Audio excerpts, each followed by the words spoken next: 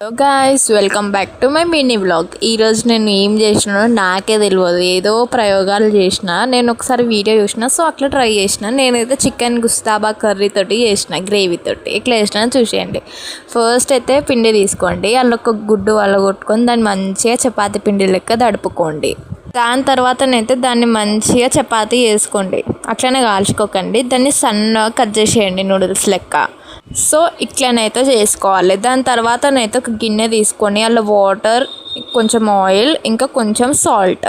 దాని తర్వాతనైతే నూడిల్స్ అలా వాటర్లో వేసేసుకొని కొద్దిసేపు ఉడకబెట్టండి, అట్లా 5 minutes. దాని తర్వాత ఇంకో ప్యాన్ తీసుకొని ఆయిల్ వేసుకొని ఆ చికెన్ది గ్రేవీ వేసుకోండి. దాన్ని మంచిగా కలుపుకోండి, కొన్ని వాటర్ పోసుకొని దాన్ని బాగా కలుపుకోండి. ఒక 10 minutes వదిలేసేయండి. దాని తర్వాత ఆ నూడిల్స్ వేసేసుకోండి అలా.